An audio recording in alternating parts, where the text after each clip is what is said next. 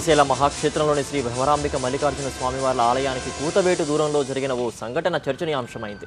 పొదుపు భవనం ఆవరణలో పార్క్ చేసి ఉన్న శ్రీశైలం మండలం తహసీల్దార్ సుమో వాహనం దగ్ధమైంది. షార్ట్ సర్క్యూట్ కారణం వల్లే కాలిపోయిందని తహసీల్దార్ చెప్తున్న ఘటనపై పలు అనుమానాలు వ్యక్తమవుతున్నాయి. దీనికి సంబంధించిన పూర్తి సమాచారం మా కరెస్పాండెంట్ లోకేష్ అందిస్తారు. లోకేష్, చెప్పండి, కాలిపోయినటువంటి వాహనం ఎందుకు కాలిందనేటువంటి వివరాలు ఏమైనా తెలిసాయా?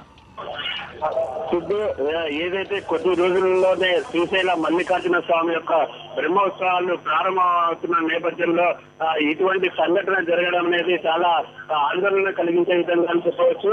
ముఖ్యంగా ఈ శ్రీశైలంలోని సున్నిపెంట తహసీల్దార్గా పనిచేస్తున్న విజయుడి యొక్క వాహనాన్ని గుర్తు తెలియని దుండగులు వేసింటారని పలు అనుమానాలు వ్యక్తమవుతున్నాయి. ఎందుకంటే నిన్ననే జిల్లా సంబంధించిన అధికారులు, కలెక్టర్, ఎస్పీతో పాటు అక్కడ ఉండే ఏర్పాట్లను సమీక్షించారు. ఆ కార్యక్రమంలో పాల్గొన్న తహసీల్దార్ యొక్క వాహనం రాత్రి పడుకున్న సమయంలో ఇది తగలబడిపోవడంపై ఆందోళన కలిగించే విధంగా ఉంది. ఎందుకంటే శ్రీశైల ఉత్సవాల్లో ఏదైనా సంఘటనలు జరగవచ్చు అనే అనుమానాలతోనే అధికారులు గట్టిమైన ఏర్పాట్లు చేసినప్పటికీ కూడా ఇటువంటి సంఘటన అనేది చాలా ఆందోళన కలిగించే విధంగా ఉంది.